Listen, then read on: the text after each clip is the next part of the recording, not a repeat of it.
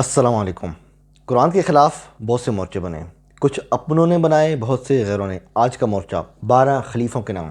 دوستو، صحیح البخاری، صحیح مسلم میں اور کتب احادیث میں یہ ہمیں روایت ملتی ہے کہ نبی علیہ السلام سے یہ منسوب روایت ہے کہ نبی کے بعد 12 خلیفے ہوں گے۔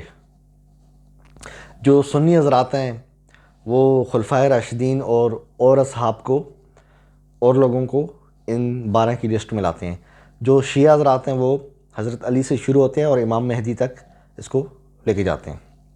اچھا دوستو، یہ روایت ایک ہی صحابی سے مروی ہے، جابر بن سمورہ رضی اللہ عنہ سے۔ اچھا، یہ غریب روایت ہے، خبر واحد حجت نہیں۔ کوئی شخص اگر یہ اعتراض کرے کہ عبداللہ بن مسعود سے بھی یہ روایت مروی ہے تو عرض یہ ہے کہ مطابعت میں صرف صحیح سند والی روایت کو دیکھا جاتا ہے۔ عبداللہ بن مسعود رضی اللہ عنہ والی روایت، یہ جو آپ کی اسکرین پہ چل رہی ہے، اس کے اندر راوی مجالد ضعیف راوی ہے، اس لیے مطابعت میں ایسی اسانید کو نہیں لیا جائے گا۔ جابر رضی اللہ عنہ تک تو اس کی سند ٹھیک ہے۔ اچھا، سوال ہے کہ یہ روایت حجت کیوں نہیں؟ کیونکہ خبر واحد حجت نہیں ہوتی، غریب روایت حجت نہیں ہوتی۔ ایک بندہ بیان کر رہا ہے وہ حجت نہیں ہوتی۔ 12 خلیفے۔ اچھا، آپ کو ایک عقلی دلیل دیتا ہوں جذبات سے ہٹ کے۔ سنی شیعہ اس روایت کو اپنے عقیدے کے مطابق استعمال کرتے ہیں، لیکن یہ روایت حجت ہی نہیں ہے کیونکہ ایک ہی صحابی بیان کر رہا ہے، اور خبر واحد قرآن کے مطابق حجت نہیں ہے۔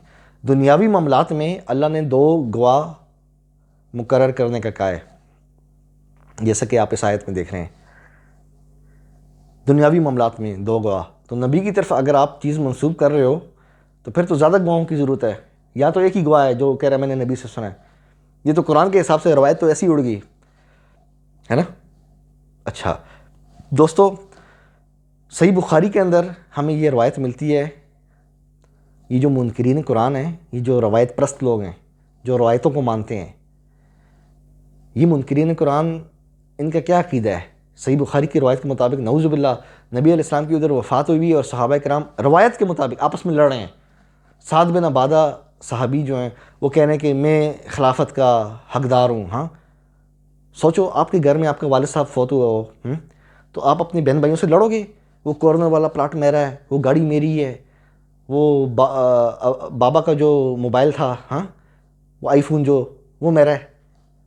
لوگ بولیں گے یار اس کا کیا ہو گیا، اس کا دماغ خراب ہو گیا، اس کا باپ ادھر ابھی 1 دن ہوا فوت ہوا ہے، اور یہ ادھر اس کو باپ کا غم ہی نہیں ہے۔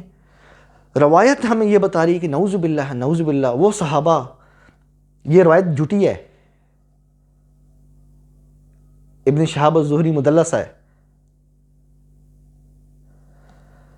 وہ صحابہ جن کے بارے میں اللہ نے کہا ہے وَكُلًّا وَعَدَ اللَّهُ الْحُسْنَى، میرے پیارے نبی کے پیارے صحابہ کو اللہ نے سب کو جنتی کہا ہے۔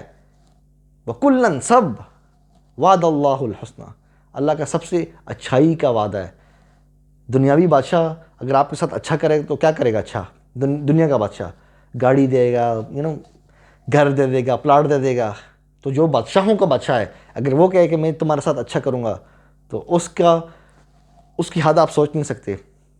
جنت تو چھوٹی چیز ہے نا اس کی رحمت کے آگے، ہے نا۔ اچھا، روایت ہمیں یہ بتا رہی ہے کہ صحابہ نعوذ باللہ انہیں نبی کے غم نہیں اور آپس میں لڑ رہے ہیں۔ اگر یہ روایت صحیح ہوتی، آپ سوچیں، عقلی دلیل دے رہا ہوں آپ کو، اگر اس طرح کی روایت صحیح ہوتی تو یہ جو صحابی بیان کر رہے ہیں جابر بن سمورہ رضی اللہ عنہ، یہ جاتے سب کو بولتے او بھائی آپ لوگ کیوں لڑ رہے ہو، کیا ہو گیا ہے؟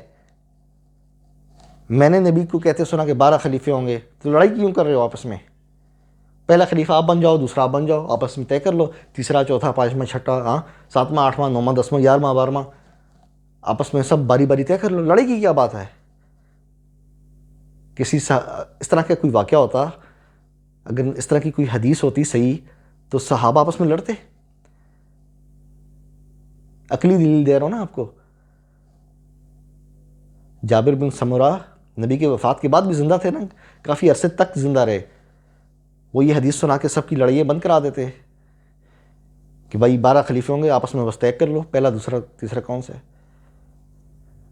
لیکن یہ ہمیں روایت تو کچھ اور بتا رہی ہے، صحابہ لڑ رہے ہیں، اور یہ روایت جو صحابی بیان کر رہے ہیں وہ بھی موقع سے غائب ہیں.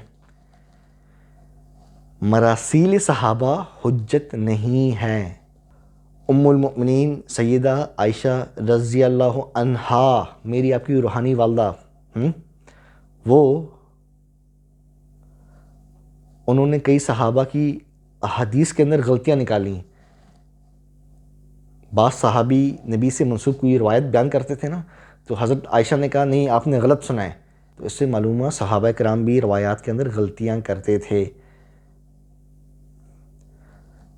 یہ تو تھی 12 خلیفوں والی کہانی.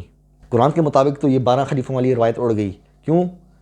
کیونکہ دنیاوی معاملات میں اگر 2 آپ کو گواہوں کی ضرورت ہونی چاہیے، تو نبی کی طرف اگر آپ نسبت کر رہے ہو پھر تو اور احتیاط کی ضرورت ہے. پھر تو 4 صحابی ہونے چاہیے کم از کم ایک روایت بیان کرنے کے لیے. عقلی دلیل دے رہا ہوں آپ کو. دوستو، شیعہ سنی دونوں فرقوں کو میری گزارش ہے، پلیز روایت توڑ گئی ہے نا، آپس میں لڑنا، ایک دوسرے کے خلاف ویڈیوز بنانا، ایک دوسرے کی تکفیر کرنا، یہ مناسب بات نہیں ہے. قرآن تو آپ لوگوں نے چھوڑ رکھا ہے، اور یہی وجہ ہے کہ آپ کی چھوڑنے کی وجہ سے قیامت کے دن نبی علیہ السلام شکایت کریں گے کہ میری قوم یعنی میری امت نے قرآن چھوڑ رکھا تھا.